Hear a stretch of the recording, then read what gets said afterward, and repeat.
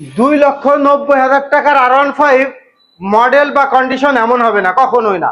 এটা হচ্ছে 2024-এর বাইক, 10 বছরের ব্যাংক জমা দিয়ে আছে, ফার্স্ট ওনার হতে পারবেন, নিজের নামে নাম্বার করে নিতে পারবেন। সো এটার প্রাইস হচ্ছে 4,30,000 টাকা। আর আপনারা যখনই 2,90,000 টাকার একটা বাইক নেবেন, সেই মডেল হবে 2019-20 এরকম। বাইকের কন্ডিশন ভালো হবে না, ইঞ্জিন কন্ডিশন ভালো থাকবে না, অনেক মাইলেজ হবে, অনেক সময় পছন্দ হবে না।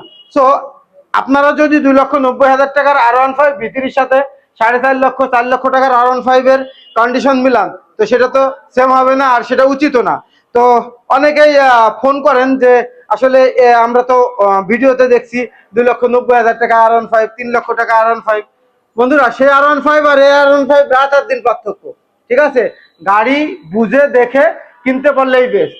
শুধু কোথায় কোন দামে অ্যানাউন্স করেছে এটাই মুখ্য বিষয় না। একটা বাইক ফিজিক্যালি এসে দেখতে হবে, বাইকের কন্ডিশন আছে কি, টায়ার কেমন, কত কিলোমিটার মাইলেজ, কত মডেল, কতটা ফ্রেশ, কয় বছরের কাগজ, কোন বিআরটি, অনেক কিছু দেখার আছে। সো ওই 2,90,000 টাকার বাইকের সাথে আপনি 24-25-এর বাইক তো মিলাইতে পারবেন না।